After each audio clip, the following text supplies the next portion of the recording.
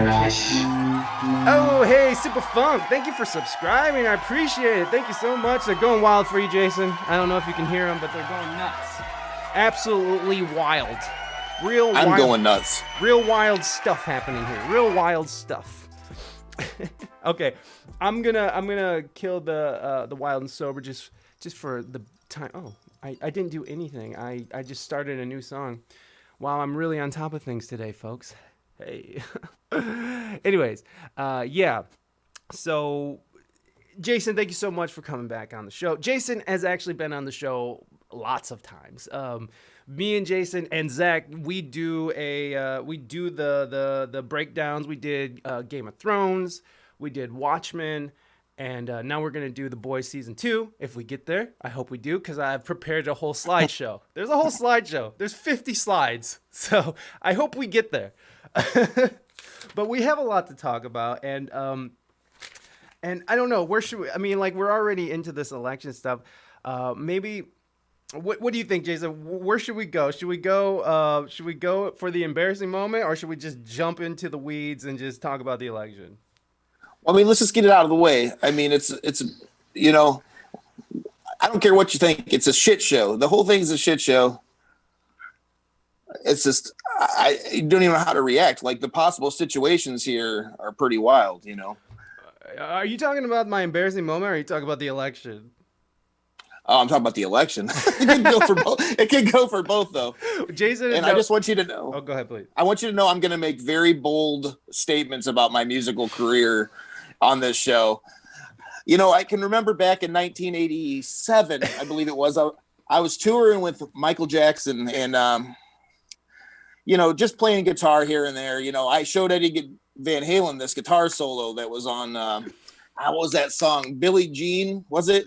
Or was it Beat It? Beat It. It was Beat It. It must have been Beat It. And, you know, I mean, that was just where it all started. I mean, that's not even the climax of my musical career. Anyways. It's Beat It. Super Funk says it's Beat It. Thank you so much for that subscription, Super Funk, too. There you go. I got these things. That's for that beautiful subscription. You're amazing. Thank you so much. Yeah, okay. So, you know what? Let's get this out of the way, and then we'll get into it. Yeah, The Boys is one of those shows that punishes the viewer all season, and then the huge payoff at the end. Yeah, and you know what? For some people, that just doesn't cut it. For me, it's really hard to get into a show that's like that, but I already am very invested in season 1. So let's do this. So last Friday? Last Friday, I had on D-Rock Bowman, and Wild and Sober was here, and maybe Super Funk was here. I know Reina was here, Mighty was here, but we had a whole conversation. I mean, he was talking about getting a $30 million contract when he was signed to LaFace Records at the age of 19.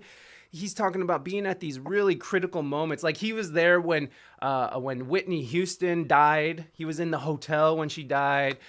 He was, you know, he got a $139 million record deal with his partner, Sarah. Both of them got a $139 million record deal.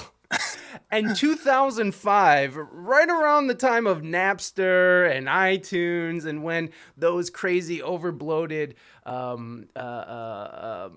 record contracts were a thing of the past. I don't have $39 million. $139 million appears. That's $278 million, Mike. Yeah. That's more than Master P is worth, I think. Yes. So, you know, like, throughout this whole thing, the whole conversation, I'm sitting there and I'm just like, you know, things aren't adding up. And it was fun to sort of hear him talk about it. But it turns out that it's all bullshit. All of it was lies. Like, everything that this man is saying is all bullshit. And it really sucks, because I bought into it, and then I presented it to you guys. And I want to delete the fucking VOD, honestly, but I'm not sure. I'm not sure what I'm going to do with that, but I'm not going to release that as an audio podcast. So D-Rock, which I'm going to put this on the share, because I kind of want to get into this a little bit. Hold on. So I'm gonna. Oh wait, let me make sure that our guest is on. There you are. And I'm gonna have to do this. Give me a second. I'm gonna do some screen sharing with y'all so you can see. So I was doing research on D-Rock before the show, and I do research, especially with someone who makes claims that he does. I try to do a lot of research. I'm talking about my last guest. It was D-Rock Bowman. He claimed that he was a singer, songwriter, a writer for LaFace Records, who had acts like Babyface, TLC, Tony Braxton, Outkast. I mean, they dominated the '90s and the early 2000s in the R&B and hip hop category. Stop laughing, Jason. You stop. Stop fucking laughing at me. I know.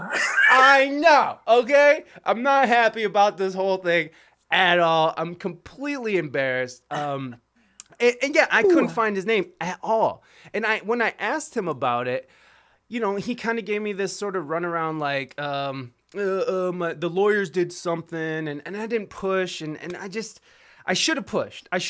I'm better. I'm a better journalist than that. And yes, I'm calling myself a journalist now. You are a journalist. Thank you, Mike. Jason. You are a journalist. I appreciate that. And so it sucks because he had all these fantastic stories that he really couldn't elaborate on. But he knew enough about all these artists. He knew enough about like L.A. Reid, the head of the company, and he knew enough about these artists to where he could kind of slide by. And so when I was doing my research on this guy, and I should have known, honestly, but I mean, when you look at his Facebooks, and I don't know if you're watching this on the stream at all, but Jason, but I mean, D-Rock and Doug Paxton, the king, poses together at home.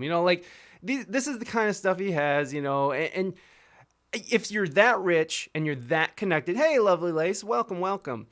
If you're that connected, I don't know, like people with real money, and I've known people with real money, they tend not to talk about their money. This guy has dollar bills all over his page. He has this lady who's, Cherry. That's his lady, Cherry, and then it's all this, it's all pictures with him with his hands in his pocket, by the way. Hands in the pocket. I don't know what that means, but he has hands. But he always has his hands in the pocket. It's like he's hiding something, right? Here he's at his desk. Here he's posing again. So here's his. He always has money. Now he's sort of just showing people. Let's keep moving because there is some good stuff here. So this is him with his NASCAR driver friend Joey Logano. He said that this is his friend. I don't know. I don't want to call him a complete liar, but I do have evidence that are backing up. And here, again, when I was doing research on this guy and trying to connect his name to LaFace Records and connect his name to all these claims, there was nothing out there except for these Facebook pages. And there's several Facebook pages that just have like a couple hundred or 160 people who like him. And then he has this, like, someone who has always been super close to D-Rock, his younger sister, Teresa, which is nice, like it's a sister. But then we start looking at these D-Rock's close friend, internet host and professional model, LaRue, who lives in Nashville. Okay, nice. And then we have some more ladies, Tanya.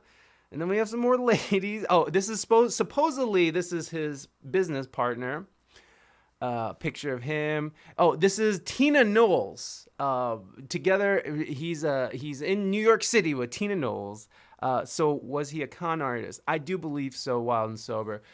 So this is Sarah Rock Productions, which is what he claims is his company, his $270 million company with his Midtown Manhattan offices. Okay, so like you're looking like maybe, right? Like he has pictures of this lady in front of a thing. Like this looks like it could be something. And then you have this lady who's his assistant. And then there's this lady, company president. The president of the company who wears low-cut shirts. Hey, no, I'm not trying to, not trying to judge. You wear your low cuts. Ladies, do your thing. And then it just kind of keeps getting a little weird as you scroll down. This is a $270 million company, Facebook, that's supposedly located at 550 Madison Avenue in New York City. Here we go. This is the head, right? Oh, wait a second.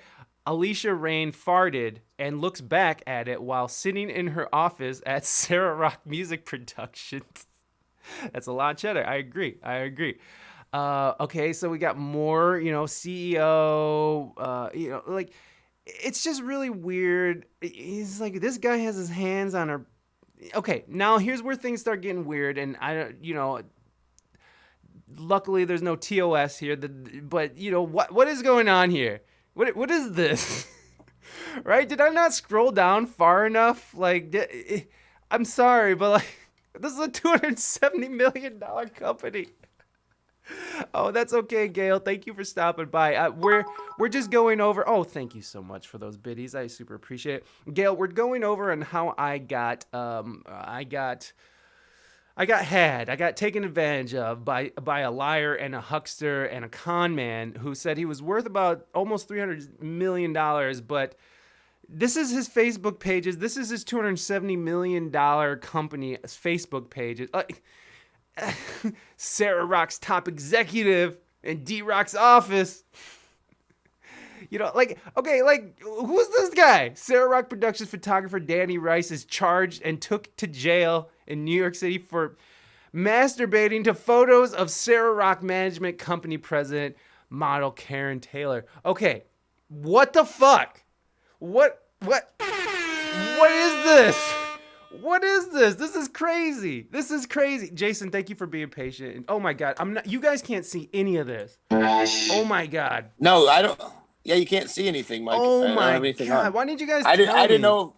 I didn't know if I was wrong or if you were wrong. I didn't want to call you out. Oh my God, you guys. Okay, so let's start. We'll go through this fast. This is his $270 million company, right? No TOS here. Just plain old. Go. Yeah, $270 million company. He has these photos up. I don't even know. Those are some very provocative photos he's got up there of some of them ladies. Right? I'm so sorry, everybody. I didn't. Oh my God, I'm embarrassing myself. What the fuck? That sound effect was. These looks like he just Google imaged like sexy women, and then just put the pictures right on his Facebook like. Hey, yeah, see, legit, right? Legit, classy. Thank you. Oh, okay, so here's where we left off was Sarah Rock Music Production photographer Danny Rice is charged with and took to jail for masturbating to photos took at Sarah Rock Management Company. So I'm just going through his Facebooks, and I'm so sorry that you guys didn't see all the other stuff. I feel like I've been talking. Oh, God, it's just, so... As you go down, you start seeing like, okay, here's this weird mansion, and we won't stay on this for too much longer. I'm just flabbergasted by like how stupid I was to think. So like, look at this. This is D-Rock and his Cosby sweater. This is him and his girl. This is him with his hands in his pocket. So this is all he has online, and it's insanity. It's insanity that I didn't that I looked past this. I couldn't figure out. Yeah, all seems legit. Right, exactly. I mean, again, nobody with real money, and especially the money that he has, is going to be flashing money. Nobody. I mean, like Donald Trump talks about how rich he is and stuff, but he's not out there with 20s like, yeah, baby, like 20s. Come on, man. Exactly. Yes, special. At least it'd be like bonds or something. You know what I mean? Well, no, I'm pretty sure that Trump has special bills made by the mint that has his face on it, and they're like $1 billion bills. That's what I heard on the Federalist.com. Okay. Fans that want to know about D-Rock, Google the name D-Rock Bowman. Google has him in their files. Here you go. This is what Google has in their files. Co-owner of Sarah Rock Productions. So, okay. So we're not just sitting here looking and giving this guy more coverage than he just. Okay, also this, right? I mean, there's also this. This is fun.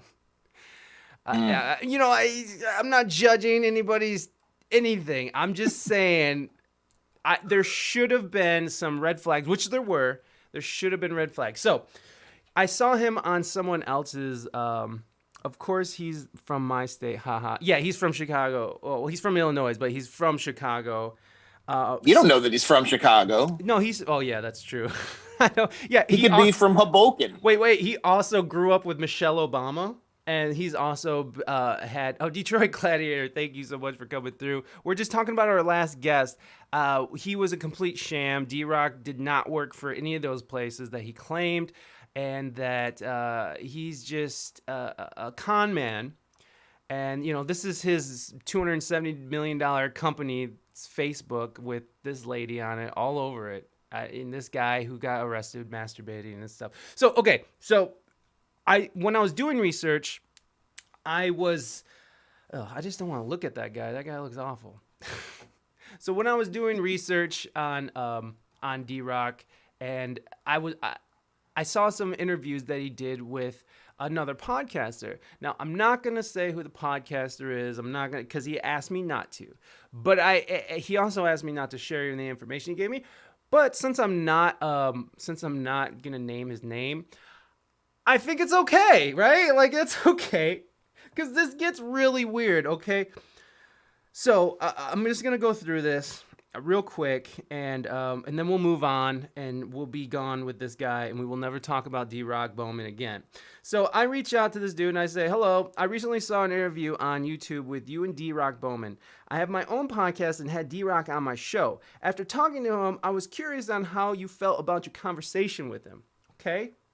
Right? I'm not accusing anybody. I'm keeping it completely neutral. So he knows that you found out. He fooled you. No, I don't know. He's been calling me for the last couple days. And as I've been sort of finding out what's been going on, I've been ignoring his calls, and I'm going to probably block him on all things. So, homeboy, he hits me back and he says, hello, Mike. It's great to hear from you. I had a friend in the CIA do a background check on D-Rock, and they informed me that he isn't really in the music business. My suspicion is that he is lying about everything because he sent me some pictures that were not true about where he lived. If I were you, I would not have anything to do with him. I blocked him. Please keep this conversation between you and me. Oh, okay. Thank you again. Again, I'm not naming names. I'm not that big of a jerk. But I feel like this is very important, and I feel like it was my mistake, and this is me making up for this mistake and this oversight. I've had legit people. Jason knows I had legit ass Grammy winners on my show. I have legit musicians. I do good research. We get good information. And then you get me every once in a while on and your then show. you get Jason every once in a while, who makes wild claims about doing the solo on Beat It. So I respond, oh, dang, the CIA, that's intense, bro. I don't know why I had this. Thank you so much. Hold up. I want to dig into the CIA That's thing. what I'm saying, too. Okay, go ahead. Hey, so I just used my connects in the CIA, and I had this data pulled up on these guys.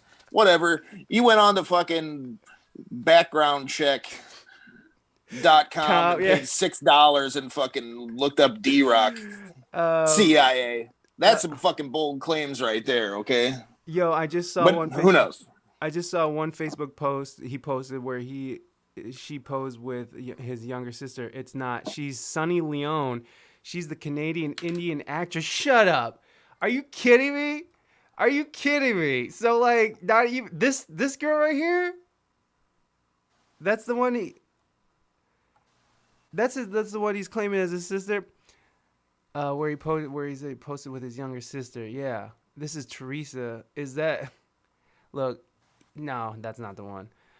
In any case, I'm sorry, but like this is his pages. Like this is like. He really does have like these pages where I kind of feel like, and I'm not calling these women anything, but I kind of feel like he's more of a purveyor of sex than a record producer. Because like when you look at some of his other pages, like exactly this one, there's just like ladies all over it in provocative, weird. Like this, what does this have to do with a $280 million company? Like this, I feel like he's more of a pimp. Honestly, I feel like he's more of a pimp than a record producer. I'm not making any claims, okay? I'm not making any claims. I'm not trying to get in the weeds. All I know for sure is that I can't find his name anywhere associated with anything that has to do with LaFace. And I have another person's account who claims that they called their contact at the CIA. Now, let me just say something about this. You got person. CIA intel on this guy. I got CIA intel on this guy. Okay, so how many likes does this page have? That's got to be legitimate. 30. All that CIA intel is very legitimate. Yeah, this is. So, and just a little bit of information about the podcast. And when I was watching the video of the podcaster talking to him, he was super thirsty about like, so are you going to introduce me to Babyface? When can we meet Babyface? I would love to work with you. Let's work together. I need you, like he was very, like when you're interviewing people, you're not there to try to gain anything really other than a conversation. Well, that's my take. But this dude was definitely just trying to talk to this dude because he thought this guy was going to elevate him to another level. Now, have I talked to some people who've helped my career over the years because we had a good conversation and they offered it to me? Yes. Or I have asked people for favors after having a great conversation, but never do I ever, it's like, you know, like I never would in a million years get somebody on, especially someone who claims this kind of status. I would never in a million years ask them for anything. I had this dude named Nissan Stewart on who is a Grammy Award winner who's worked with Missy Elliott, Timberland. He's a fantastic drummer. I mean, he's crazy talented, has a name everyone knows in the industry. And he offered like, hey, if you ever have any music or anything you want me to hear, he said, please send it to me. I would like to hear it. And I was like, wow, that's really intense. And, you know, I did send some stuff to him and it didn't pan out, but whatever. It's just like, I would never, ever take that liberty, ever. Yeah. So, yeah, 35 likes for Sarah Rock Productions, a $270 million company based in the same Manhattan buildings as what do you say, Rockefeller, who else did he say, Sony Music. So it's just yeah. Oh, yo, I just sent it. Okay, I'll look at your whisper. Hold on. Oh God, no. Sorry, guys. Let me get there. Anyways, so the guy who sent me this information is somebody that I'm not sure if I can even trust his information, right? Like I don't even know if I can believe him. Oh, I know, Plastics. I realize that I'm especially just going on and on and on about it. I actually, this one. Oh, I see. You sent a picture. Thank you. Okay. Oh, yeah. I see what you're saying. So let me, crap. Okay. So I'm just going to do this. We're just going to do it all because that's how we do it. We're just... So this is what he was talking about. So this is an actress that is Sabrina Giovanni, and you're saying that that's not Sabrina Giovanni, right? You're saying that that's Sunny Leon. So, you know, there's lots of... So let's get a little bit more into the conversation I have with the dude, and then we're going to move on, and we're never talking about D-Rock again. And then we'll talk about other fun things like the election. I'm a musician. Okay. So I said, oh, dang, CIA, that's intense, bro. Thank you so much for your help. I interviewed him for about 2 hours on my Twitch stream, and as we were talking, things were not making sense. He couldn't directly answer questions. I've been doing this for 6 years, and I've never had a guest that makes the claims that he does without an online footprint. This dude has nothing about nothing online, and all he could say when I pressed him was, the lawyers did something. I won't be releasing the podcast to maintain my reputation, but my Twitch community has been had, and I'm sorry. And this is my apology to you guys. This horrible thing that happened. And so I asked him, did you find out any other information about him?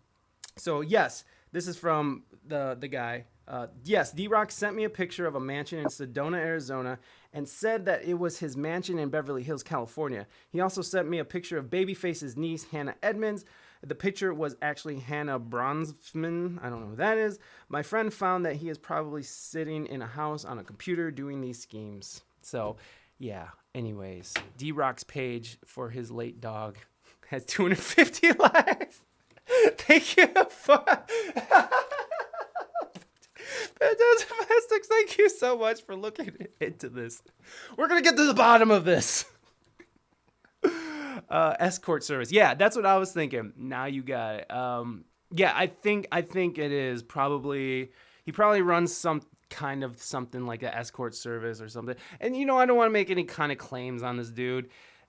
Obviously, there is this sad man who is sitting in a computer somewhere putting all this effort, all of it, into creating this image of himself. And I'm just sitting here like, wow, this is like the saddest thing I've ever heard in my life. That you need this kind of attention, that you need this kind of, I don't know, what is it? What is he getting out of it? I can't imagine you're getting any kind of fulfillment out of this. Like, I know if I say something that's not true about myself, I immediately am like, why did I say that? That's stupid. Like, just to make myself look better, or to, I just go ahead. Here's what I think. I think the guy is just trying to get some tail out there, and he's like, hey, check out these podcasts I've been on, and he's trying to level up, is all it really is. No, I don't know. It seems like scandalous to waste people's time on stuff like this. It's just a big waste of people's time. Yeah, and the thing is that I met him on Melvin Riley's. I was doing a media day for Melvin Riley. No songs with more than 1,000 streams. One monthly listener on Spotify. Yeah, exactly. I don't know. It's insane. It's insane. Oh shit! I forgot what I was gonna say. Damn it! What was I saying? What was I just saying before I started reading chat? D-Rock. I don't know. Yeah, no, well, Fantastic Plastics, there is somebody named D-Rock who actually does have a lot of credits, who actually worked on the Mars Volta albums, who worked on, like, legit albums. He's a legit producer, and his name is D-Rock. So, I don't know what's going on with this guy. Maybe he did do some things in music, maybe not. I don't want to...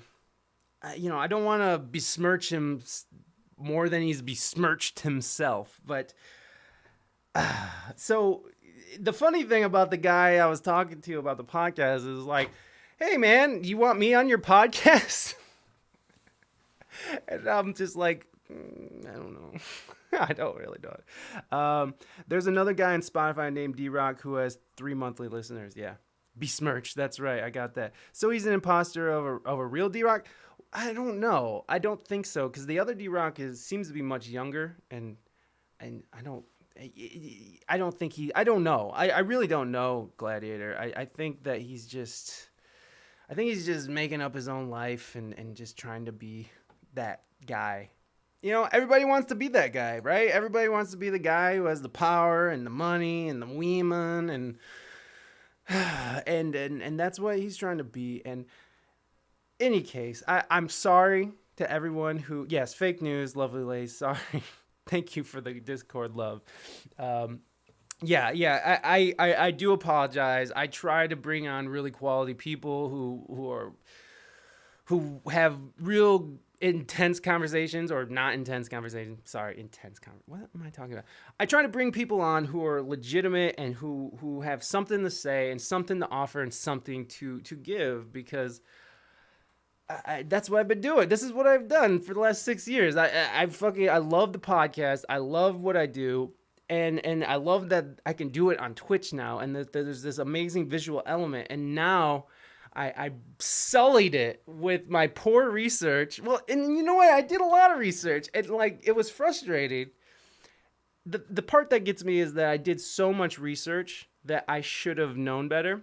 And the thing was that I met him on a Melvin Riley media day with Melvin Riley, who is the singer of Ready for the World, who has songs like "Oh Sheila" and what's the other one?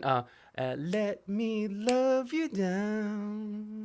Yeah, so he's a legitimate artist that I was on. So I met him on a media day for that. And so I don't know. He just like the way he came in too, because it was a Zoom meeting, and like the way he came in, it was like, "Hey, I'm D-Rock. I play with TLC," and he was like interrupting people. He was like talking over people's questions, and he had nothing to do with anything. And like it was so because he's worth $270 million, and man. he That could messes do up your brain. and you can do that shit. When you got $270 million, you can do whatever you want. So It's D-Rock. It's D-Rock, bitch. I'm sorry, but this is crazy. I've never My bike. Yeah. So I've never ever in my entire 6 to 7 years doing this. Oh, Adam, that last guest we had on Friday is a complete sham. Nothing he said was real. And we're not going to go over it anymore because we're done with D-Rock Bowman. That's the last of D-Rock that we're going to be talking about.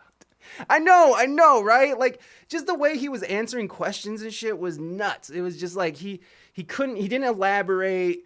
Like, I remember you had really good questions about, like, you know, symphony or just using samples versus real things. And yeah, it's insane, Adam. It's insane. You can watch the VOD if you want the full breakdown, but that was madness. I cannot believe that's what happened. So I apologize again, and I promise from this day forward, if I come across any weirdos like this, I will vet them properly, and I will banish them from this sacred space of open conversation and civil discourse. So, anyways, moving on to something a little less embarrassing, the election.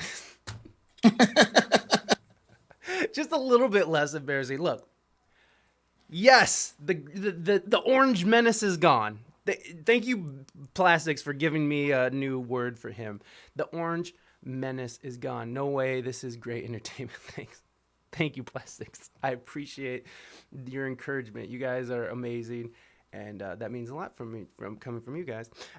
So everybody, by the way, please go follow the Plastics. They're fucking incredible. Let me get this shout out here because they're just incredible. They do a talk show, but they're musicians. I mean, it's hard to explain. They're like cyberpunk, punk rock stuff. It's hard. They have like green screen and projections and a theremin and they're just amazing, nice people. So please go and support those guys. They are incredible. So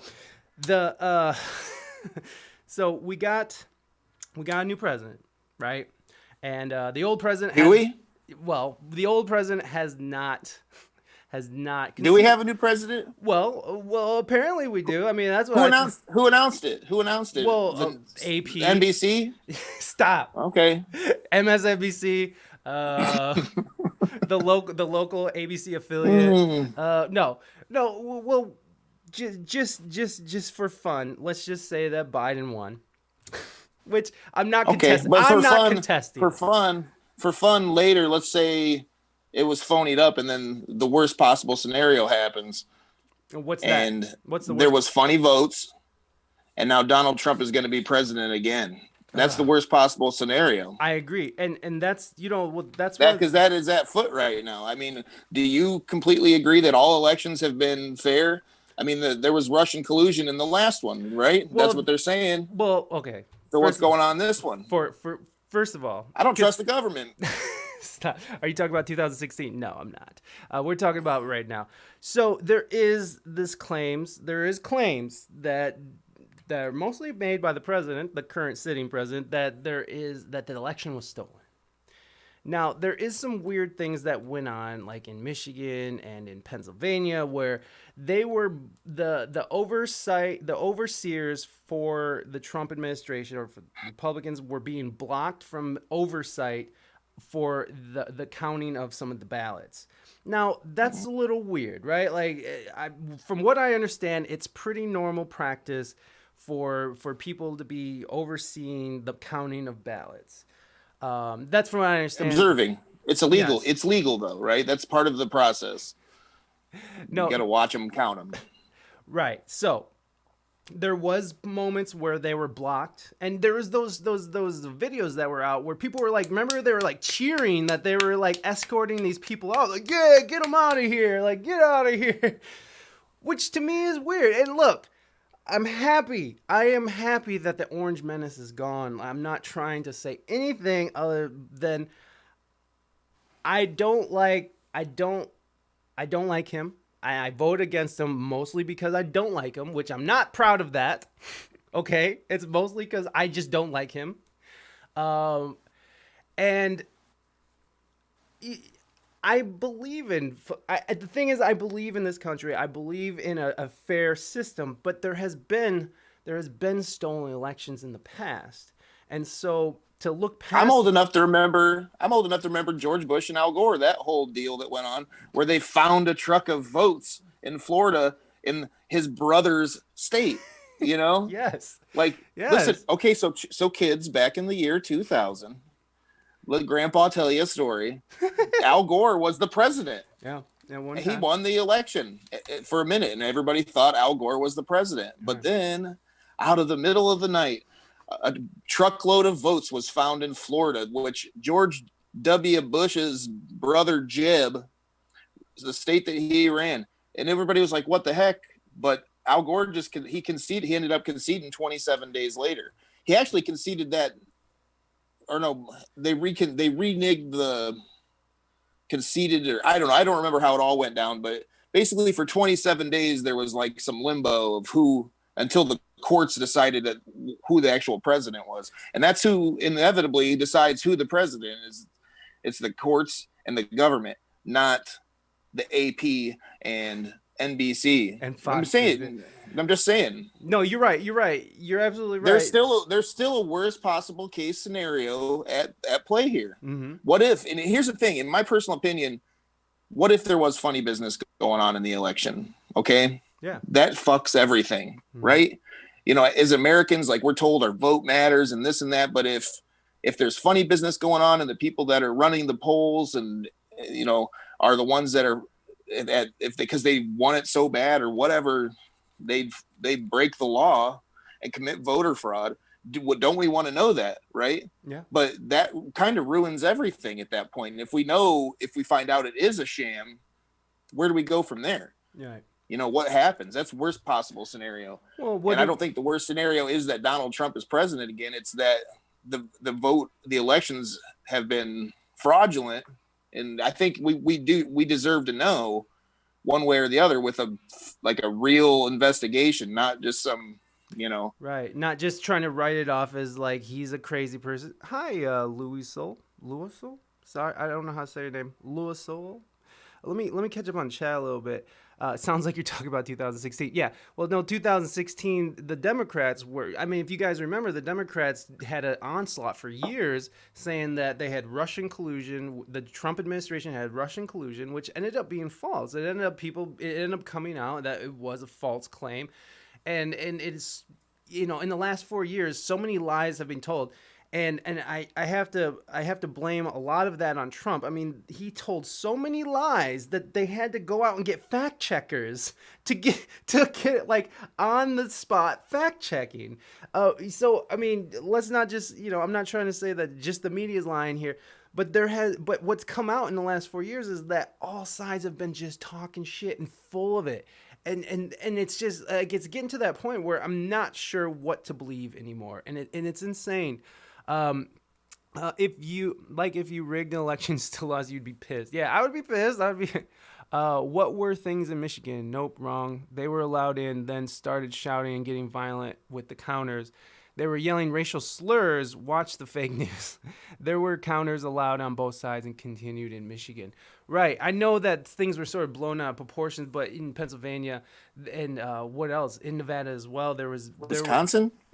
I think so. The ones I remember was Michigan, Pennsylvania, and Nevada. And I think I wrote some of this stuff down. I did a little research.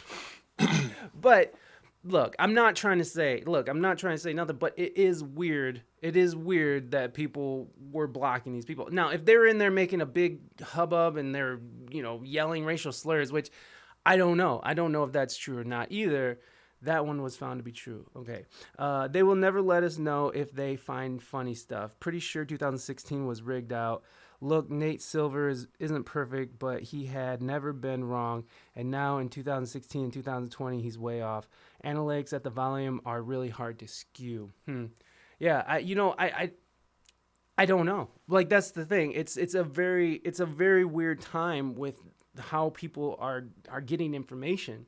I mean, we're at a time now where people can start. We're like deep fake shit where they have that program that what Adobe made, right? Adobe made that program now where you can, if you can feed it a little bit of your voice, and then it will start automatically. You can write whatever you want. You can have anybody say whatever they want you to say. I'm not saying that's what's happening now, but I'm saying what we're getting to at a point with information is that it's starting to all blur. Like, we don't know what's real. Like, what's really apparent is that these companies, these new media outlets like MSNBC or even the New York Times are willing to print about anything to sort of push a narrative. Look, and again, I voted Biden. I puked in my mouth, swallowed it down, and I voted for this man. Okay, so I don't want anybody thinking I'm out here touting Trump. I fucking can't stand the dude. I'm glad he's gone. But what you tell me that was the best pick, though? I'm going back into the primary. Like, please. You tell me out of all those picks that Joe Biden was the best pick out of all those. Like, when I hear him talk, I hear everybody calling him a hero and everything. This guy's been a career politician. Like, these people are not celebrities. They're not your friend. They've been creating laws that have been jailing people for years. And when he talks to the camera, I feel it's a televangelist. I feel like there's a televangelist, like a televangelist politician. Listen, I'm here with you. I'm in your living room. Yeah. You know me. I know you. I've sniffed your children. You understand me. Now let's put your hand on the screen, okay? And let's pray together. Feel the power through the screen. All right. This is how I feel. No, this is how I feel. It is what it is. We're again picking the lesser of two evils. Yes. And people are just going to act like everything's fucking honky dory because Joe Biden's president now. Here's what I want. Anybody who's listening to me, carry this orange man bad hatred to your government into the next 4 years of if Joe Biden will say Joe Biden's the president, and then that's been announced, and just watch what they really do. Like, question everything the media is feeding you, because I'm telling you right now, it's going to be a bunch of bullshit. Everything's going to be hunky dory. Meanwhile, we're going to be blowing shit up in the Middle East still, and making all these different rules that are putting different people out of jobs, but creating new jobs. But you're not allowed to talk about it then, because then all of a sudden, you're anti the party, the Democratic Party. I'm not a Democrat. I'm not a Republican. I have mostly liberal views. I have liberal views, but I do have some conservative views as well, as far as freedoms that I would like Americans to keep, because I think it's a fail safe for our nation to never be too oppressed by our government. And I don't think that these guys are going to come in and magically fix things in 8 years, Yeah, me neither. And I want people to just take it with you. Bring it with you to this next 4 years. I get it. Government's bad, but it's still bad when Democrats are in charge and Republicans are in charge. But is it the lesser of two evils? Maybe it is. But is that what we're stuck with choosing? Is like these two evil entities? Like, this is what the best is? It's just ridiculous. There should be 4 or 5 choices. It shouldn't be like black or white, left or right. It's just. It is madness. It is madness. And if it sucks for me, Mike. It sucks for me because I hate everybody. So I'm gonna argue with the liberals, and then I'm gonna argue with the Trump tards. Yeah. You know what I mean? It's so I just argue with everybody all the time. This is how we spend our afternoons on Facebook. No, I don't. I stay off. I keep myself off social media. Dude, I was getting sucked into it yesterday about because Reina posted something that was pretty controversial to a lot of people. I just want to kind of go over a little bit of what we elected here. Biden is a documented hair sniffer. He's been accused of sexual misconduct. He's a plagiarist, a known plagiarist. I saw that in the chat, by the way. Let's see. Accused of sexual misconduct, plagiarist, help in prison, lots of black and brown people with his crime bills. He decimated the American Midwest twice, once with NAFTA, and then second in 2008 when they started striking up those bailout deals where they drove down our wages here in the Midwest. Let's see. Let's see. What is it? 47 years, you build quite the resume. You know what I mean? 47 years of this. So either one of those who would have won would have been the oldest white man to be the president ever in the United States. We have a 77-year-old man set to come in and be the leader of the free world. Yeah. You know, it seems like, you know, there's a big progressive push, but it seems like the Democrats push against it harder every time. Last time we ended up with Hillary Clinton, you know, as our presidential nominee. Now it's the oldest, whitest guy there. You know, it's like, really, 77, the oldest man to ever be the president of the United States. I'm not happy about it. I mean, you know, either way, I'm not happy about it. This is my choices. Yeah. Like, you're telling me Tulsi Gabbard was a worse candidate than Joe Biden. I mean, there were so many. Yeah. I mean, honestly, even Yang and who was the Buttigieg. I mean, listen, so much more like, there was at least a feeling in my stomach where it's like, you know, where do we go from here? We've got half this country that have been Trump washed, where it's like, you know, their favorite reality TV star who told everybody you're fired and was the inspiration for Rich Biff and Back to the Future too. Right. You know, true story, by the way. He was the president of the United States, and they all followed him like this weird cult, you know? Yeah, and they still are, and they still are. They're still out there, and they're still, you know, and you know, hey, please do you, but you know, and Reina's 100% right. She's talking about the caps on the funding for the elections. They shouldn't need $400 million to run for the president of the United States. You know, the campaign backers and all the money that they're getting into the politics, it just ends up being crony capitalism. You know, right. I'm not against capitalism by any means, but crony capitalism, when you start giving money to the government to make laws by lobbying them and saying, hey, you scratch my back, I'll scratch yours, and putting different laws in for different businesses, it gets bad. It gets where we're at right now, you know? Yeah. Yeah, and that's I feel like that's exactly what is destroying what we want. This idea of America is this idea that as long as you got money, you can play the game. Everyone else is like, well, and here's the funny thing about that is, you know how like Biden and he publicly said that he was gonna pick a black woman, which, hey, representation, I'm all about it. It's awesome. Doesn't it seem weird though? It just still seems weird. It seems weird that he was placating to this idea, because at the time when he was picking the VP, you know, the country was, I mean, it still is crazy out there. There's still protests and rioting, but the George Floyd thing was going on, and all the fallout from that. And he sort of was placating to the left, to the extreme left for a little bit. And I'm not trying to say he's an extremist, leftist, socialist, okay?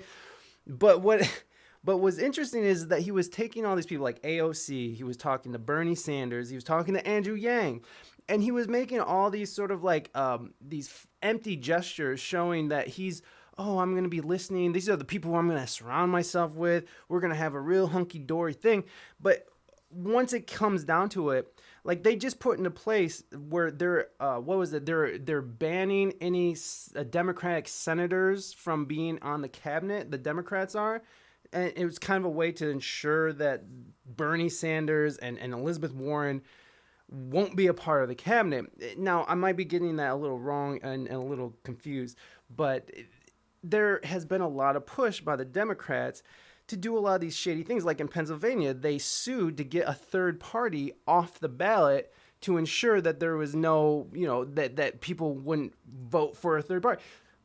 That's crazy. You know, they went through a lot of trouble to sort of maintain this sort of business as usual. And then when you find out Wall Street is completely backing Biden Harris. Like they were.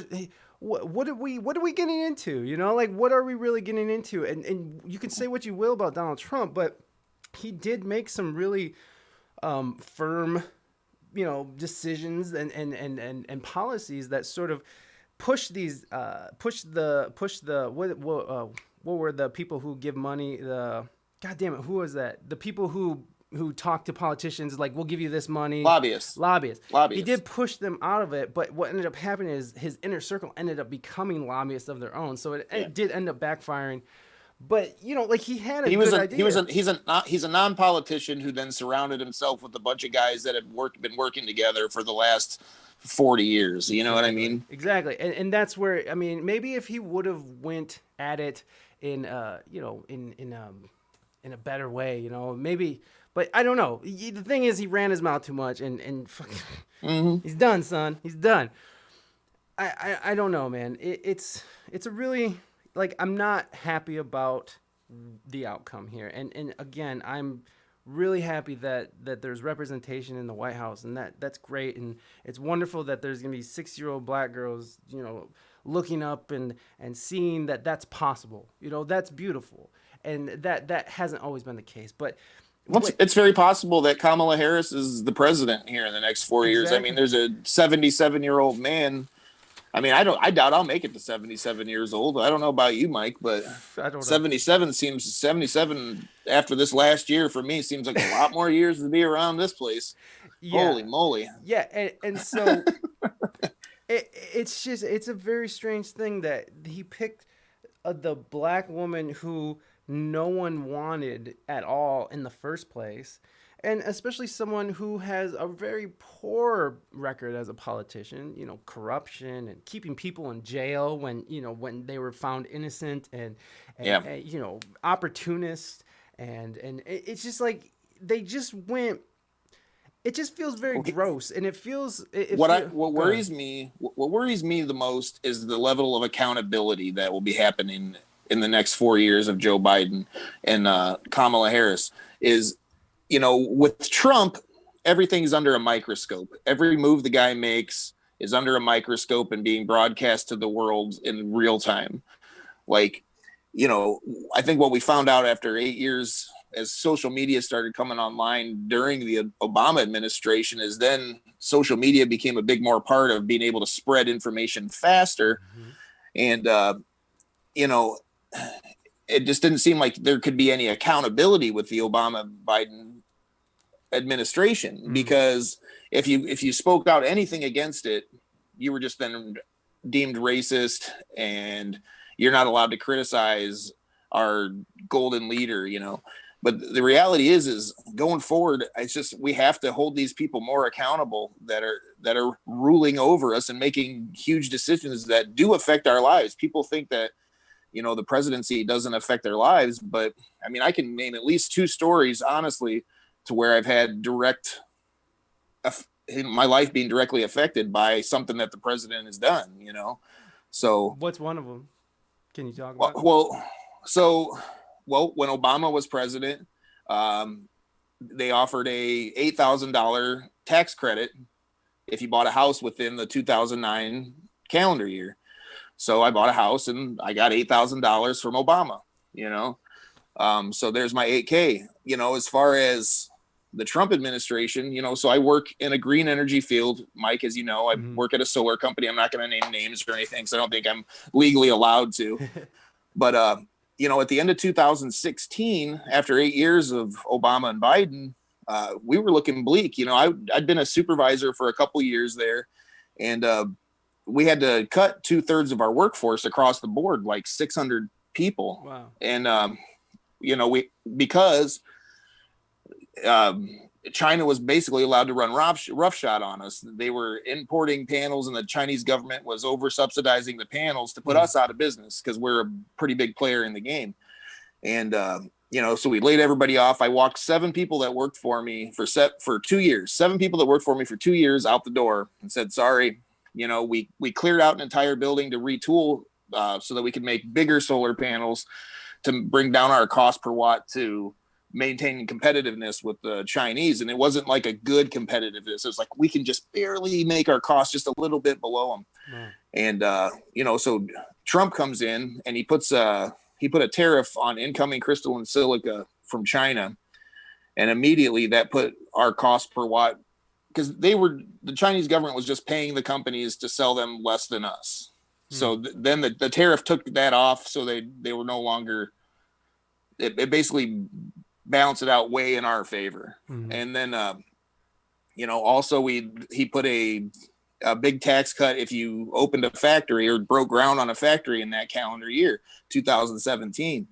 So, and it was 4 months, all of a sudden everything's looking back up, we'd all got demoted. They got the new equipment in. We built this mega facility. We rehired more people than we had before. And, and this is a green energy field. Like the thing is that night, I remember when Trump put that crystalline silica tariff on, this is what the news read. And this is when I kind of started thinking about, well, what's fake news, So the news article said, and my mom sent it to me, it said, Trump puts final nail in coffin of U.S. solar industry. And what it boiled down to was that the solar installers out west were getting these Chinese panels, right? For cheaper than us, from them buying from a U.S. company. For like really, if you do deal in volume, it ends up being a lot of money. But the installation unions were now going to have to buy our panels, and so they were in uproars because now they have more cost coming out. But I had to explain, that we'll know it's really good for us. We're going to be able to sell our panels like we did before, less than these guys, because we manufacture them way cheaper than they do. And side note, all those Chinese panels are failing now in the field. So it is what it is. But so, I don't know. It was just like I had, she was upset. You're going to lose your job. Trump put the final nail in the coffin of the U.S. solar industry.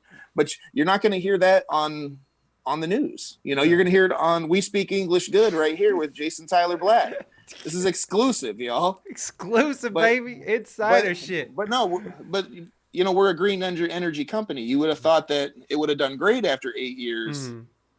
But it is what it is. Like, I'm not saying every decision the guy made was terrible, but some of the business decisions that he made for the U.S. did bring back a lot of manufacturing jobs throughout the Midwest. And I think that shows that he won Ohio, because, dude, you can't give jobs away in here in Ohio. It seems like there's so many jobs right now. Yeah. It is what it is.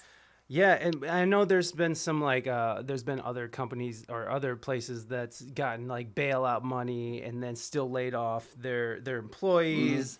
I know there's some debacles that he's had, but that's one instance where you were directly affected. Well, two instances where you were directly affected because you were saying that whatever people want to say, the choices that are made at the highest level of office in this country do affect us, even though some people, I don't know, whatever, it's the president, whatever. Let me get. Sorry to go off on my little tangent there. No. I was really interested. It's a story it's a story that needs explaining. Well, and let me just catch up a little bit on this chat, and we have a question. So, do you identify as a centrist, progressive?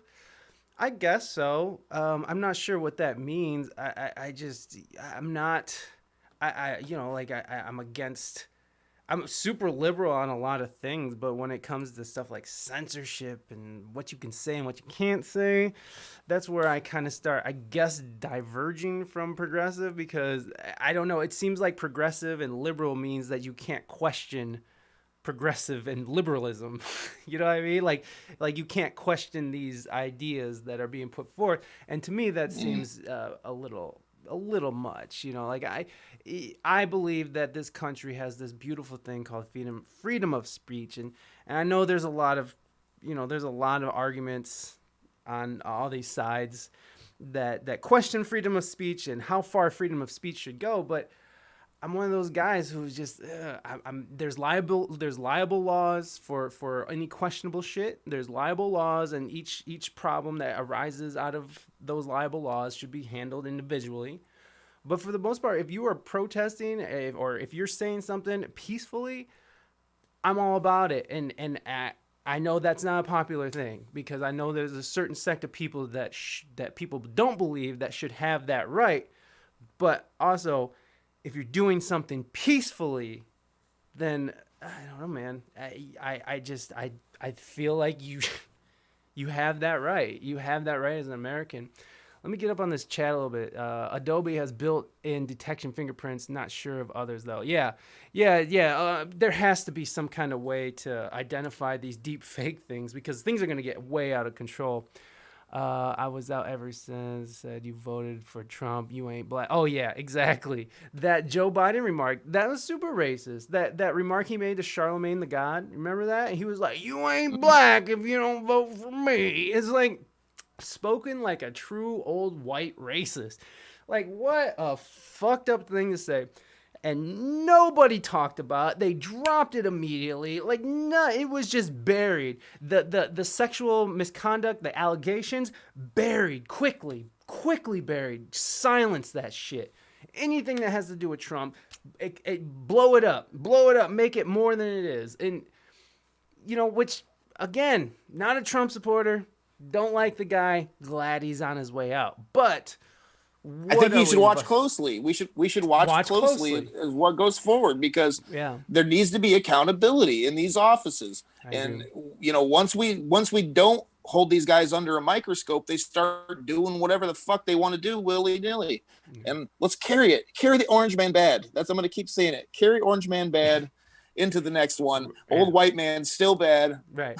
Yeah, let's just, really, we do need to question these people because, again, we went over that fun list of insane things that this man has been a part of that has directly affected, especially me, especially Jason. We're both Midwest boys. These things have affected us and our families and our friends.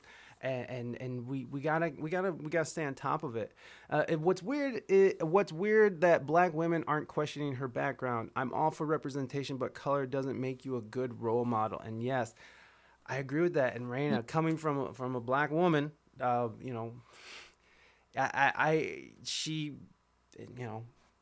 she said it right there. She has a questionable past, and there was better solutions. There was other people that they could have picked instead of her, instead of the reject, the person that we rejected the first time. Like she did so poorly in California, in her home state. She polled terribly. She was gone very quickly, and I don't know how everybody is so happy that she's the one that they picked.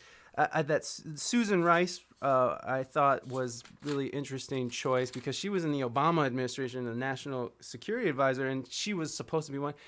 If you wanted a woman of color, I understand. That's great. Well, they could have picked that Native American woman. That's the center. What's her name? The Native American woman. Warren. Warren. Elizabeth Warren. Yes, they could have definitely. They could have picked Elizabeth Warren. Yes, she's Native American. Yes, a native. What is that? No. Oh, what's the correct way? How do you say it? What's the correct way to say it now? American Indian? No, it was nation. First Nations. Is that what they're saying? First Nation. I think that's the right way to say it. Ask what you feel. What can I? I'm 2/15 Native American. You do the math. And she is half Indian, which is cool, and I'm glad. Again, Indians are happy about it. But every president has fucked up. The difference being in the level of fucking up. Well, I can say that Joe Biden has fucked up a lot, and it has affected a lot of people. So, he fucked up. Yes, he did. He did and trade. Let me see. I'm just trying to catch up, guys. I wanted to focus in on Jason, so I missed a few of your guys' thing. I'm not saying something. Wait. I love this stream because I feel safe to express my opinions. I don't want to get canceled. No, it's fine. This is what it's for, man. Like, we're people, and we have to be able to communicate with each other. The moment that people don't feel like they can communicate with each other, that's the moment that suspicion and fear and hate, and that's where it breeds. When you feel like you can't communicate with other people, another sect of people, we immediately, as humans, we just start hating, and then for some, it pushes them into extremism, and I'm talking to some of my family members who are not happy about this, and I hear, wait till they start executing people in the streets. And I'm just like, whoa, buddy, whoa. Wait.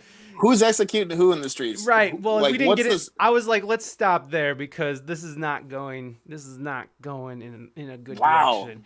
But people are really mad and people are really frustrated, and I mean, rightfully so. This has been a very confusing and frustrating time for us as a nation, as a world. Welcome to the future. Let me see. Yeah, I think I am gonna delete my previous VOD because I don't want to spread anymore because I think we did enough of this. Well, maybe not. Maybe it all can work together. Either way, in 2 weeks it'll be gone forever, and I'm not gonna download it or put it on YouTube. That's for damn sure. I'm not gonna give that guy more fodder to push his fucking narrative. The name which shall not be spoken. I don't want to get canceled. Yeah, I know what you're saying. Looking for the best, looking for what's rational, freedom of speech, all about peaceful thing. Yes, hating. No, it's yeah, I'm all about a peaceful protest. I think that it's one of this nation's most beautiful things that are ingrained into this country. I mean, because what it does is it gives you the right to question power.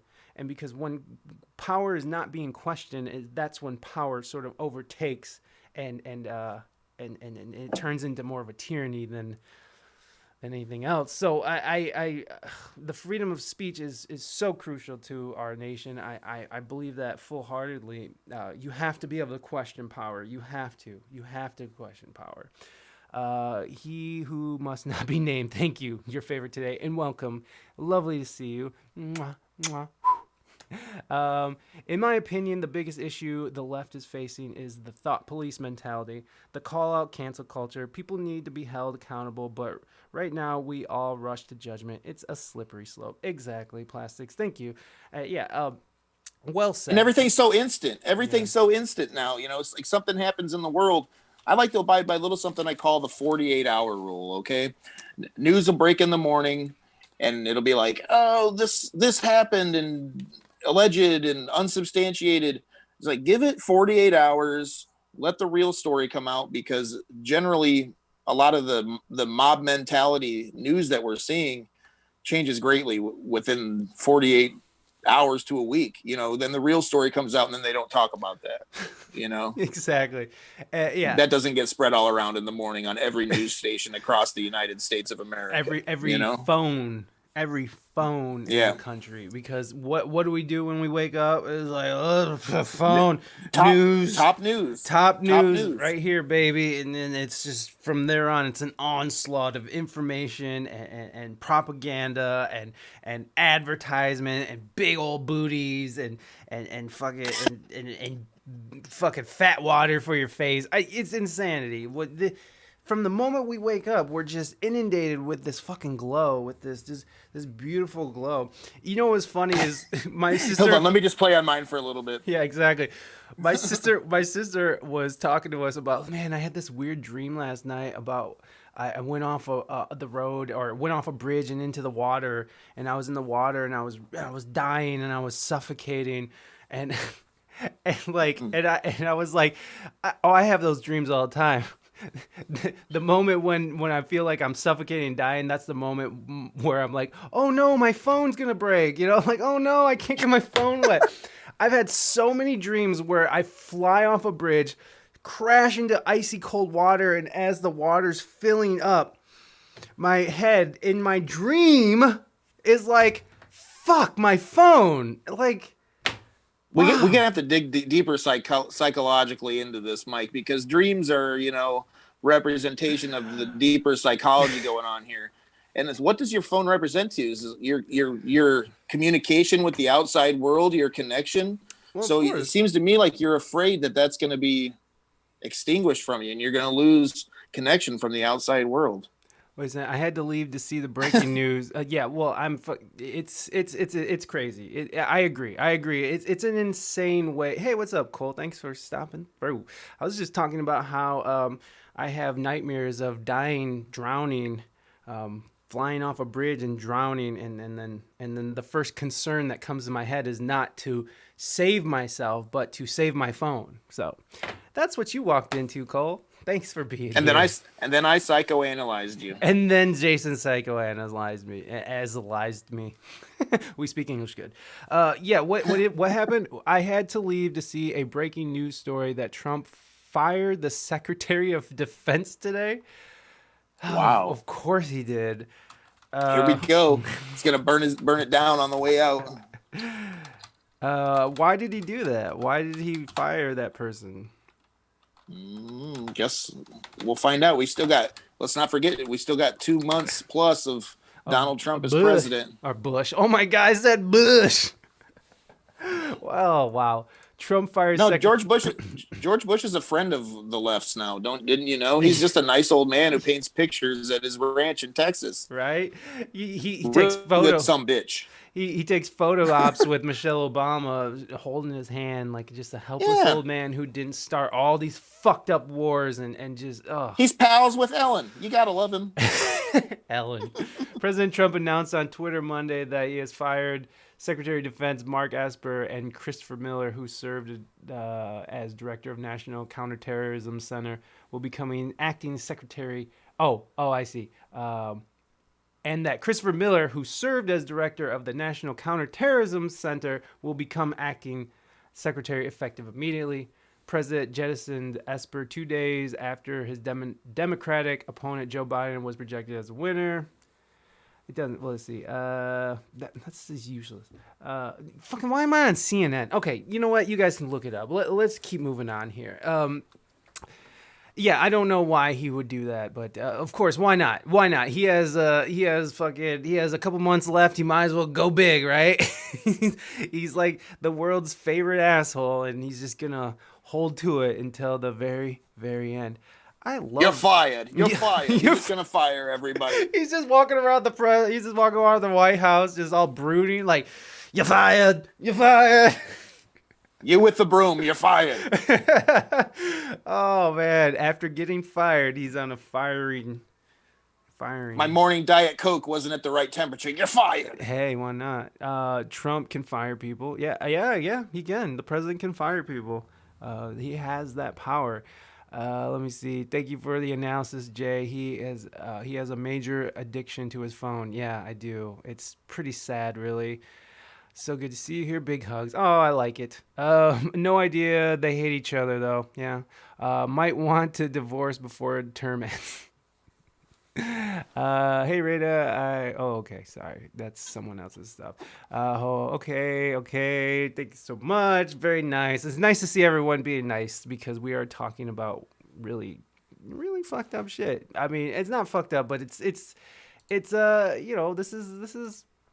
this is very dividing right now. This is a very dividing subject, and it really sucks. And again, I want to just, when I hear the stories of my friends and family whose families can't have Thanksgiving together, and who are like, you are bringing shame on this family. It's really sad because in this time, especially during this fucked up pandemic, we should really be together and really be, together but safe, which is a whole nother thing, which Reina's post on Facebook is really good, and I was going nuts on it. Reina, should I share your Facebook post? Yeah, I didn't see this. Short weeks are fantastic. Yes. Well, she just posted I don't want to put her on the spot because what she said was kind of controversial. But what we're talking about here is the fact that we're not allowed to question some of these things, especially when it comes to the coronavirus, when it comes to what you can't question people's motives. Yeah, you're not allowed to. Yeah, you just have to roll with it. You just got to roll with it. Yeah, you have to accept it for what it is, and it's not acceptable. I don't think. You don't care. I don't think it was that inflammatory. Oh, you don't think it was that inflammatory? Okay, all right. Well, which one are we talking about? Are we talking about the 480,000 people dying of cigarettes every day? Oh, okay. So, yeah, it's truth. The truth is the truth. It is what it is. We still sell them to people, so we're selling death. And there was some decent arguments, and here we'll just go. So what Reina posted was 480,000 deaths in the U.S. each year because of cigarettes, including 41,000 from secondhand smoke. Coronavirus is responsible for 230,000 deaths in the U.S., and the real pandemic is. And this started a shitstorm. Like, people are mad about that because and. Because it's become a political issue. It's a politicized issue. Yeah. And if it doesn't fall within your hard left or hard right political stance, it's that team-based mentality. Oh, that's not what my team believes. Mm-hmm. So I hate you. Right. And people were really getting mad. People calling people fucking idiots, and you voted, you're a Trump supporter anyways. And it was just like this big tire fire. And I got drawn into it. I was on there just like, these motherfuckers don't even know. This is people's lives are disintegrating out there. Like, what's really crazy is that what really got me was there's this really beautiful venue in San Diego in Ocean Beach that I've played so many times and I love it. It's called Winston's, and they've had some of the greatest talent in America go through there. They curate they do a really, really fantastic job of curating good, really solid music, and they just shut down. This was their last weekend, and they're like, well, if the government doesn't help us and these regulations and shit don't get lifted, we're done, bye. And so an institution like that, and then I'm seeing other people with their venues are closing. Oh, yeah, it's a sad time especially for performers. Right. And go ahead.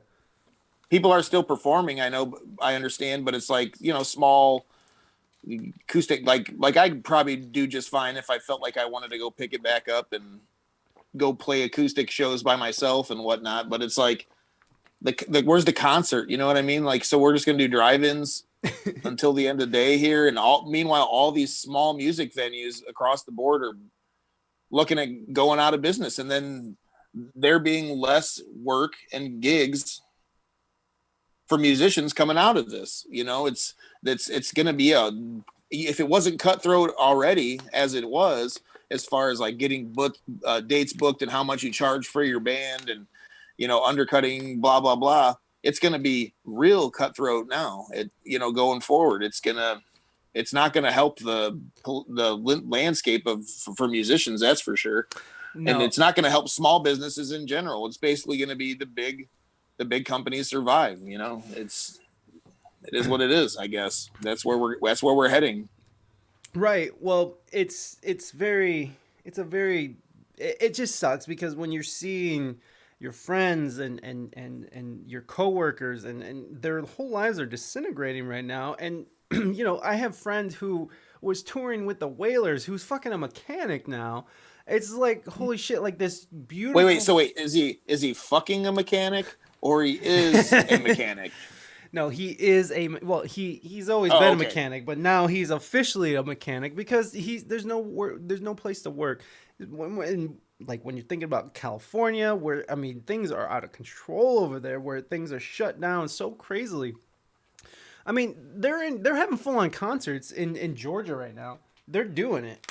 I have friends who are working in Georgia right now. Huh? No joke. I don't think they did much in Indiana either. No, but they never do. No, Indiana didn't even observe daylight saving time until like 10 years ago. Everybody been doing it since the 70s. Indiana was like, no. Well, do you ever remember going to Indiana having to change your clock? You used to have to change your clock. You're from over Michigan area over there, though, aren't you? Yeah. Well. When I was talking to Glow Stick Willie about that, they were saying like, yeah, no one gives a fuck here, and they had their Willie Town. And in Ohio, we're having what's up, Wallace? We're having in Ohio, we had all those hippie festivals. People are doing it, and people are doing it safely. There's a way to do this, and you can have people tested. You could do the thermometer test, whatever. But the thing is that we're locking down. So many people are out of work. People are actually hungry. The government is doing nothing, absolutely nothing to supplement people's losses. And what the fuck are we supposed to do? Are we supposed to just starve to death in the streets because we're afraid of this COVID thing? Which, what was it, 90% survival rate? It's fucking what was it, 4%? The CDC released that 4% of the actual deaths were actually from COVID. Everything else was complications. We can hide away our old people. You know, they're the ones at risk. I'm not trying to say it's fake. I'm not trying to say don't wear your mask. But I am saying that there are things that we can do. There are precautions we can take, and we can get our fucking lives back on it, because I'm a musician. Like, I'm on Twitch, you know, but that Twitch isn't supplementing what I was doing out in IRL. You know, it's just, this is really intense shit, and I'm one of the lucky people who I'm in a position where I'm not suffering. But I have friends out in California who are paying these crazy amounts of rent. They're trying to find a job, and they're gonna lose their place, you know. And when this moratorium is up, you know, they're gonna owe all this money, and it's getting to that point where people are suffering more from the fallout than they are from the disease. And I think what Reina was saying too, kids are being forced back into school. Small businesses can't operate. You could eat in a restaurant without a mask, but you have to enter the door with one. It's also frustrating, and I don't like how people are asking the right questions to get the right answers. They are taking a side and fighting blindly. And that's what ended up happening on that post. Is like, oh, you can't fucking, you know, what, you want to kill people? It's like you want people to die because you want to make some money. And it's like, no, I want people to live, and fucking, so they need to live, and so they need to make money. So we need to step it up. And it's like, if we want to do it safely, let's try to do it safely. But there has to be a breaking point. We can't just keep starving. You know, like, people are literally going hungry in this country right now, and that's crazy. It's nuts. It's fucking wild. And here's the other thing, because there was a couple people in the comments for Reina's post that were saying that smoking is a choice, right? Smoking is a choice. You know, fucking, you can choose not to smoke cigarettes. I can't choose to get corona.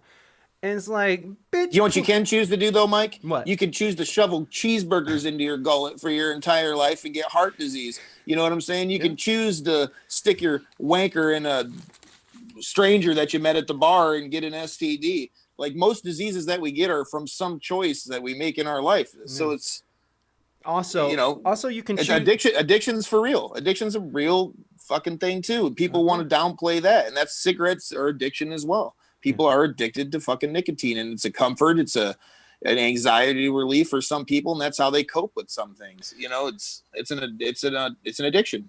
You can also choose not to go out into the streets and celebrate that the Orange Menace is gone. You can also choose not to go out into the streets and be on top of each other, burning shit down. You can also choose to stay in your house. Yes. And that's what I've been doing. I haven't been on stage for more than a year. When I'm back on stage at some point, I will definitely get nervous again, as if it was my first gig. Hey, I feel you, Cole. I feel you. I mean, thank God for Twitch, right? Like, Twitch is keeping my performance skills up, or keeping my chops up.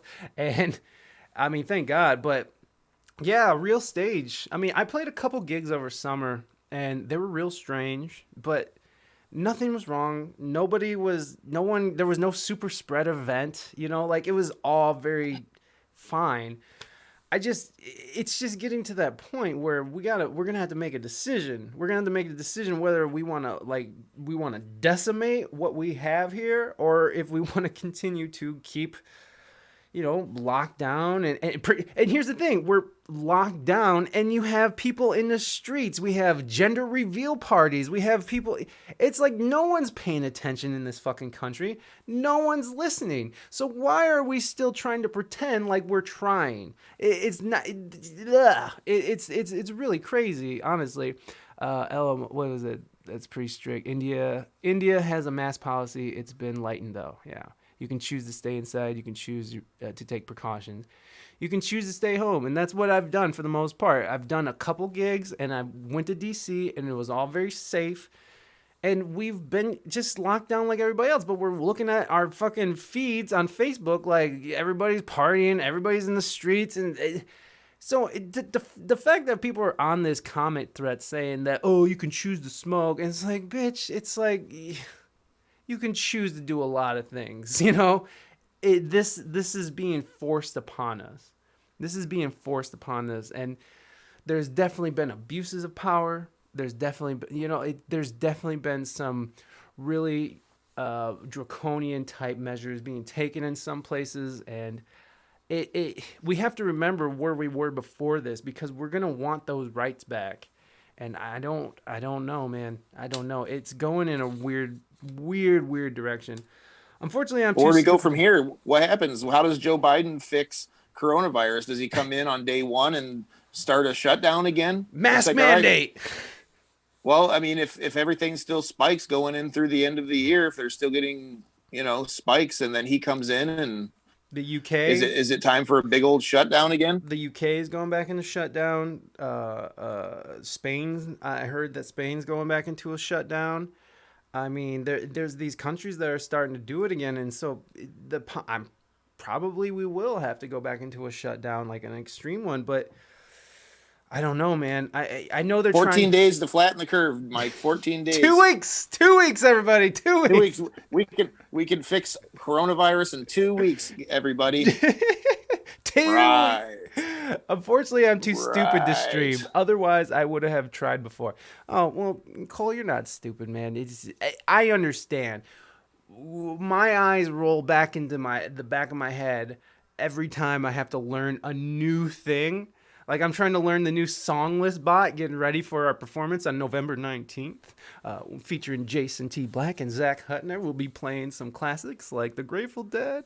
What else do we play? I don't know. I guess we'll talk about that more when we get together, Yeah. Mostly Lynyrd Skynyrd reggae style,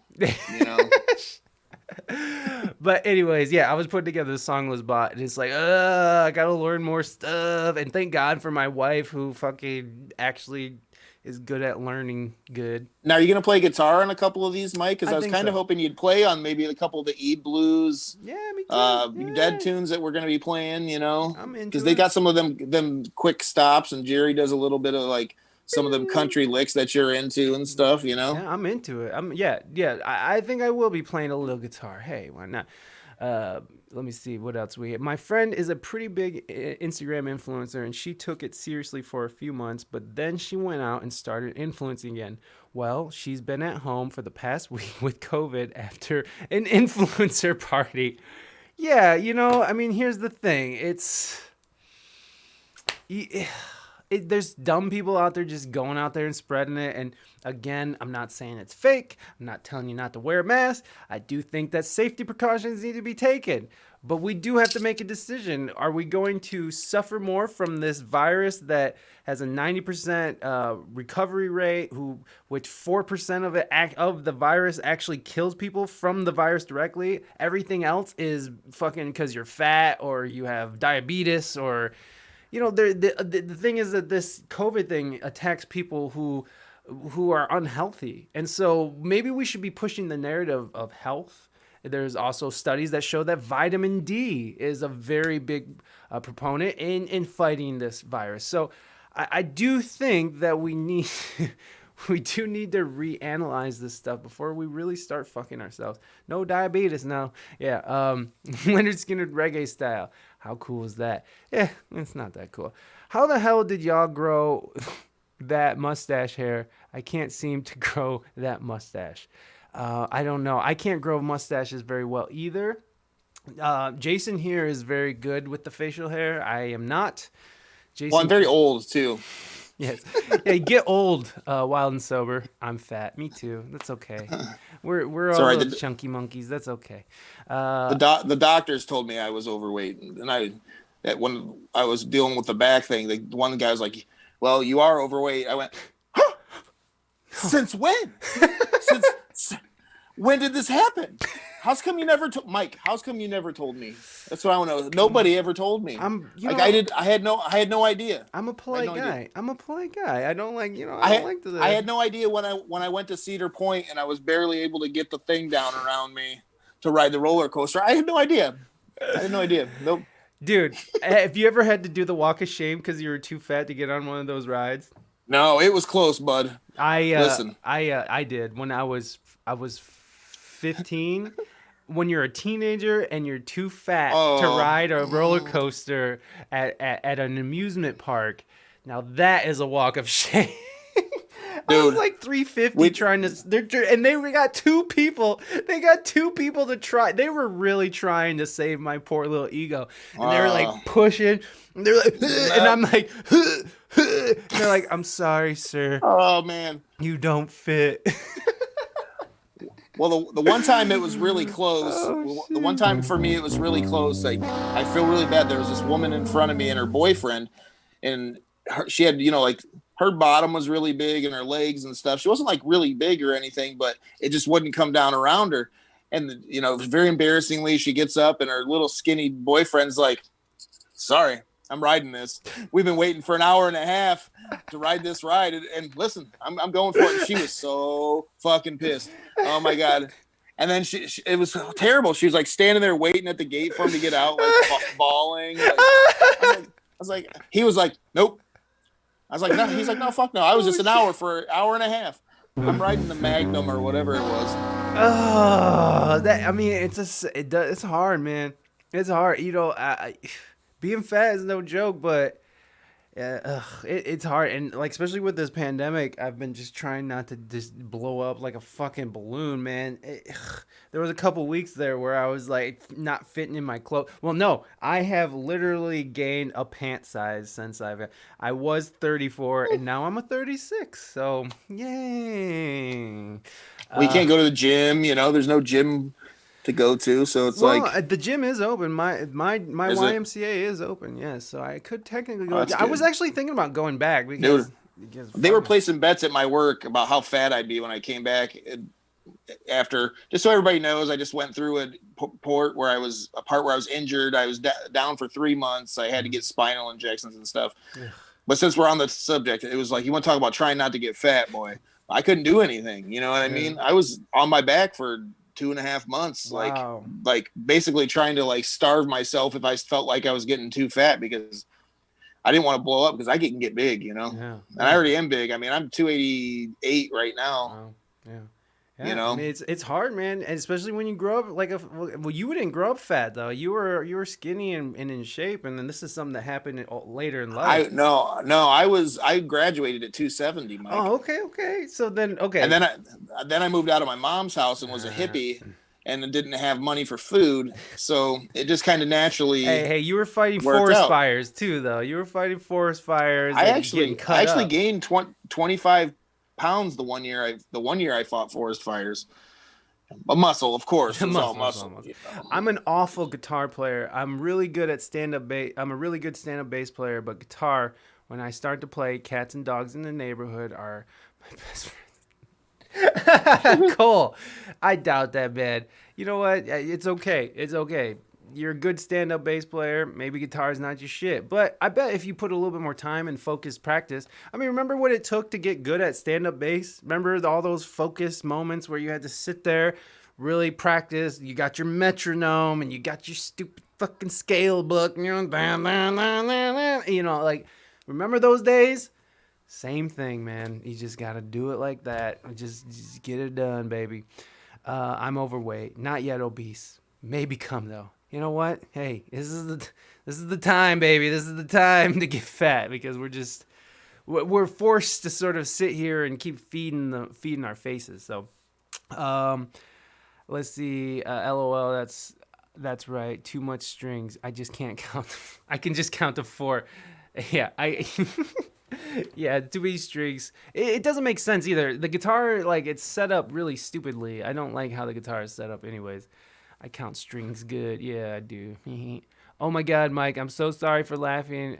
A young fat you. Whatever, Reina. You love talking about how fat I was. I love talking about Fat Mike too. Yeah, I mean, it's just, it's funny. I would have liked to hung out with Fat Mike. I bet Fat Mike was a good time every once in a while. Every once in a while when he wasn't so drunk and yelling obscenities in the streets. I said every once in a while. You did say that. Muscle strength compensates. Yeah, that's right, baby. That's fantastic. Totally using that in chat tomorrow. That's fantastic. Cool. I love that. Yes, we're going to get Fong with that one. Fong, this from another stream. Sorry, Jason. Some inside jokes. Fine. Some inside jokes here. Take a look at you now. Yeah, well, you should see in the bottom half. It's not too pretty. Not too pretty here. Why are bottoms in the middle? Way Vsauce. Okay, yeah, I got you. Fucking Vsauce. I love Vsauce. That's such a good show, and it makes me feel weird every time I watch it. It gives you that creepy feeling. I'm 160 and 5'3". Hey, you know what? We can always look. You can always start getting healthy now. You can just remember 160 and 5'3". I remember 4th grade. Yeah. Yeah, man. But remember, I was a big kid. Me too. I do it a lot, but when I was in high school, when you had those one single desk, you know, the L shape here and the fat. Yeah, man. I was so fat that I used to have to like slide in from the side. So I couldn't just sit down. Hey, I'm just sitting down. No, I had to go like this.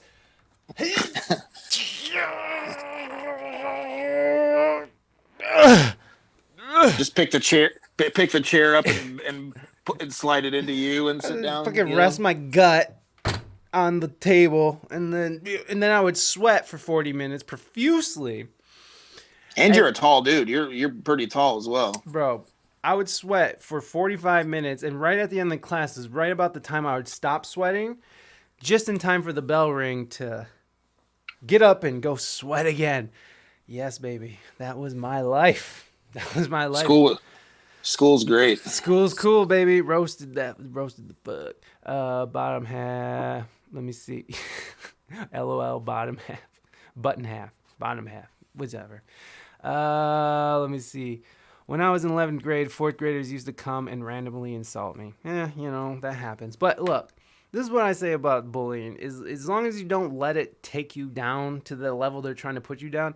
The thing was, I got bullied too for being fat, but I developed a sense of humor. So I was able to sort of turn it and make it, because as soon as I found out that I could just make fun of myself and it would deflate anybody's bullshit, it was on. I'd be like, I'm fat, whatever. I'd make stupid jokes about me being fat. It was how I was able to get by and function. And I had a lot of friends. Well, I mean, if you make fun of yourself first, they can't make fun of you for it. You have to jump the gun, get it out of the way. Be like, okay, now that we've all laughed at me, yeah, let's all move on with our life and abuse substances. Exactly. Let me take out my fat aggression on this drug. Yeah. So yeah, I mean that it does suck. It does suck that people made fun of you and people made fun of me, but I feel like, it either makes you stronger or you just submit to it and you hold this bitterness against people. And I can't do that. It's not in me. I mean, it is in me to hold grudges and be bitter towards people, but it's not in me to, because I was made fun of as a kid. I've let that go. And again, I embraced it and made it a part of my everyday.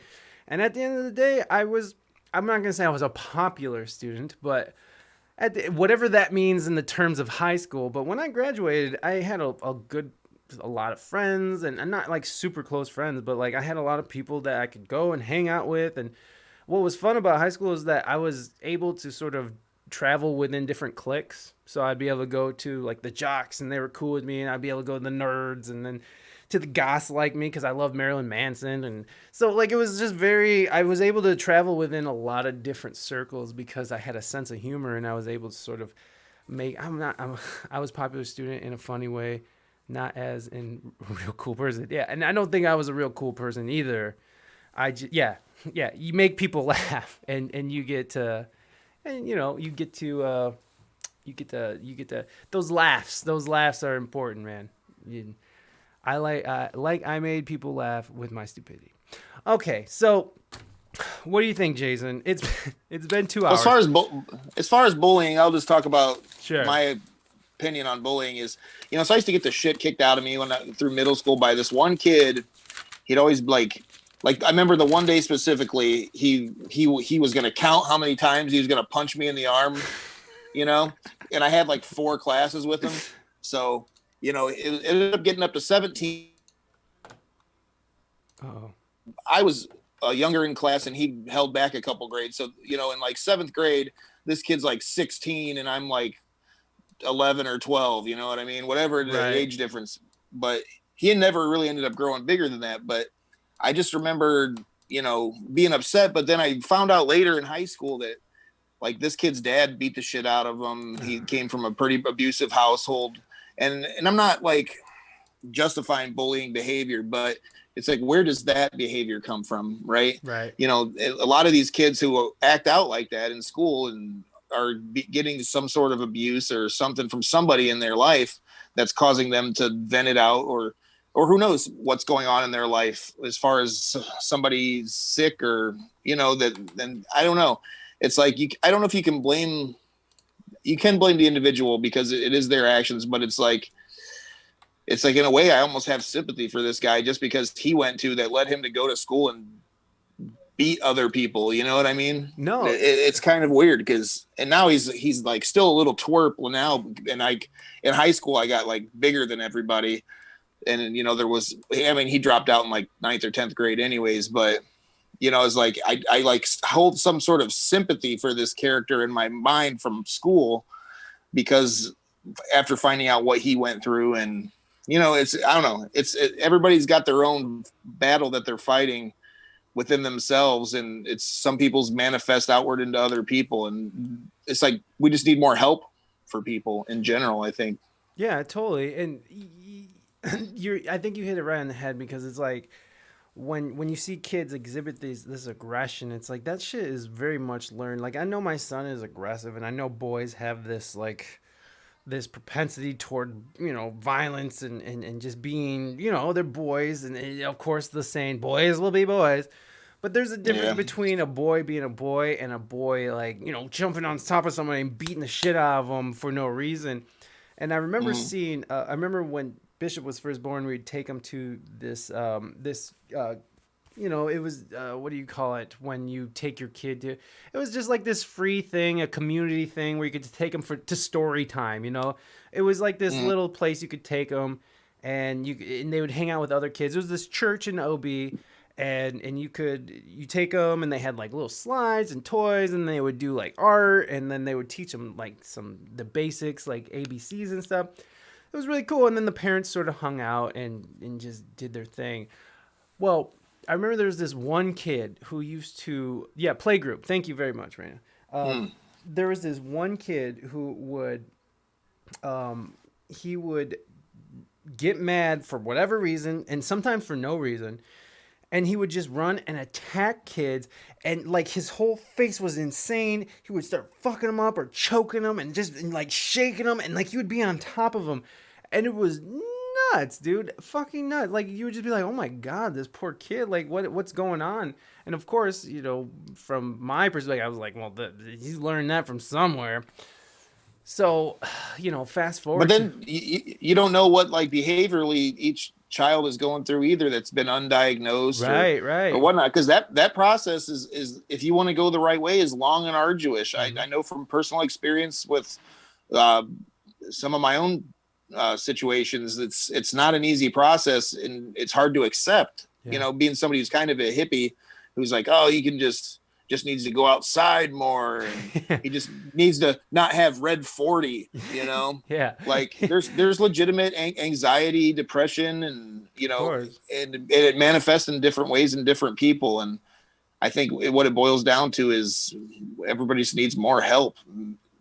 Is what, in my personal opinion, it just boils down to and it should be easier to get, and it shouldn't be jumping through so many hoops to get. And there shouldn't be a stigma. Good mental help. There shouldn't be a stigma behind it either, because there is a stigma that's like, oh, this child is broken, and obviously you failed as a parent, and there's all these other things a part of it. Well, with this kid in particular, who was like 2 or 3 at the time, he was just either random or he would get set off, but he would just literally like attack, like really badly attack people. Well, fast forward to like a couple months ago, and we see some posts on Facebook because you connect with the parents and you friends on Facebook, whatever. And she starts telling her story, and it turns out that the father was very, very, very abusive, and I mean it was just very sad, and so it all makes sense, right? It all makes sense when you see this poor little 2 or 3 year old I saw it as attacking him. normal behavior. It was normal behavior where he came from. Yeah, and it just turns out that his father was this monster who was just couldn't control his shit, and it took out his self-hatred on other people. It's just so sad, man. It's so sad when people despise themselves and feel so bad about themselves that they have to do that to other people. And I don't know if that's his Like, motivation. take out your self-hatred on yourself like me, like a normal person, okay? Well, and then here's the other thing. I'm not gonna sit here and say that I'm so woke that I don't do that. Not that I sit there and beat the shit out of my family members. I'm just saying that there's moments where I'm just so bad on myself, or I'm not happy about what I'm doing, and I lash out, and I can very easily slip into asshole. It's very simple for me. It's almost like a second nature to just it can happen at a restaurant, it can happen over the phone, it can happen with my wife. Just casually slip into asshole mode out of nowhere, and just because I'm just whatever condition I'm in that moment. And the problem is that a lot of people aren't taking the time to like stand back and recognizing like, holy shit, here's the problem.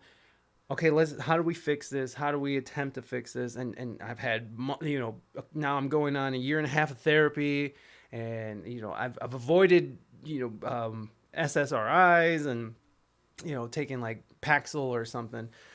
Because I don't want to get onto that, but it's a long road, man. And you're right. It's just people don't want to ask for help because they feel like they're broken or something, or they just don't think to ask for help, or they don't think anything's wrong because they just how they've been operating for so many years. It's sad, man. It's a sad situation when you think about it. But thank you for the hugs. I appreciate it. Oh, you added hugs. Thank you very much. Oh, look at you adding commands. You can just add a command. I like that. Thank you.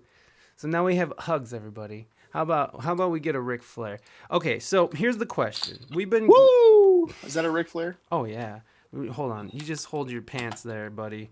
Let me get you. There you go. Did it come through, everybody? Was it not loud at all? Probably wasn't very loud. Yeah. I could hear it through my earplugs that's coming through your Zoom conference, so I think so, yeah. Nice. I love that fucking thing. It's so fun. All right. Nice. So here's the question. Do you guys want to should we do The Boys season 2? Because we've been blabbing for 2 hours. Do you have it in you? Do you want to do the breakdown?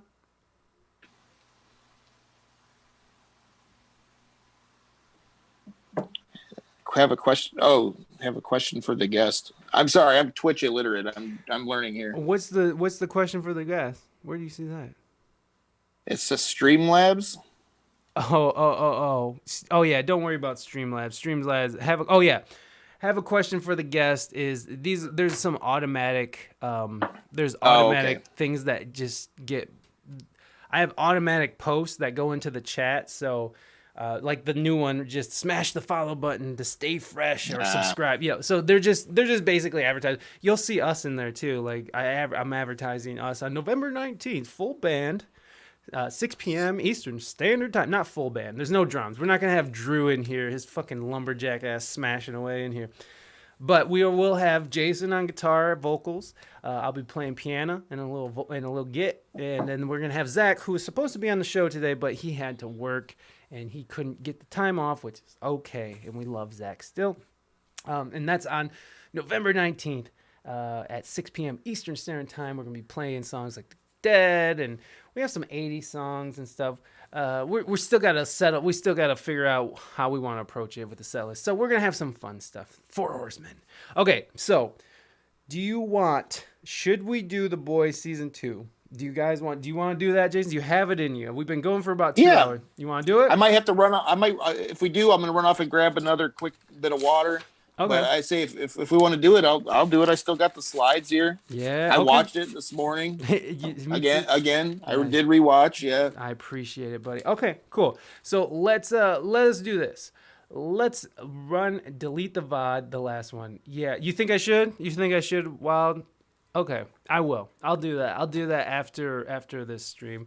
Yeah, because you know what? I got it all out. We talked about it. We shit talked, dude. I told you guys things I shouldn't have done. I told you guys things I shouldn't have told you out of the confidence of someone else. Yeah, let's get past it. I'll delete it after this stream. So this is what we're gonna do. I'm gonna set up the slideshow. We have a slideshow of the Boys season 2. We're gonna be doing a breakdown of it, and it will be we'll be pointing out Easter eggs and some of the things where the series diverges from the comics. And so we're gonna go over that, but it's just gonna be over the finale. So give us 1 second to set up. I'm gonna go use the restroom right quick, and so I will put some fun things on to keep us occupado. How about enjoy some Wild and Sober while I go use the restroom real quick. We'll be right back.